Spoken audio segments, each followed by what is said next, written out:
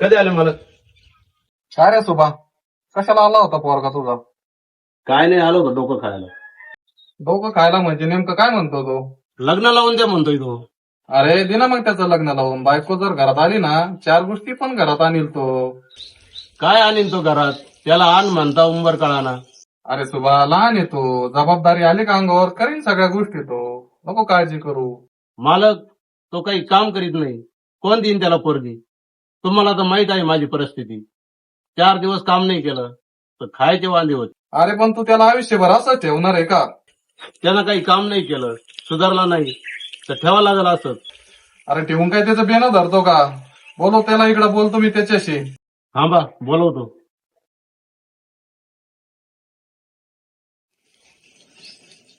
Hello,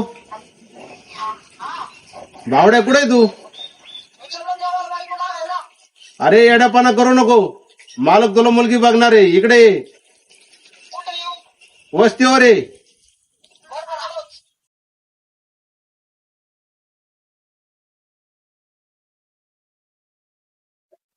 कुठे आहे मुलगी? ए भावड्या, पोरगी काय बाजारातला खाऊ वाटला का तुला? बाजारात गेला आणि घेऊन आला. पोरगी आहे, ऐश्वर्य आहे, सुख आहे, आनंद आहे आणि ती लक्ष्मीचं रूप आहे, हे लक्षात ठेव. त्याला खेळणं वाटतं मालक. तो नुसता उतावळा झालाय. तात्या तुम्ही गप्प बसा. लय वाढवू नको बोलू, एका लातीत आडवं करीन.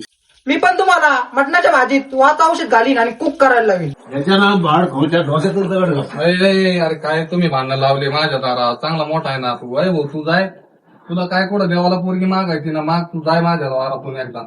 आणि भाऊ सुभा आपला चारा पाणी आणतो.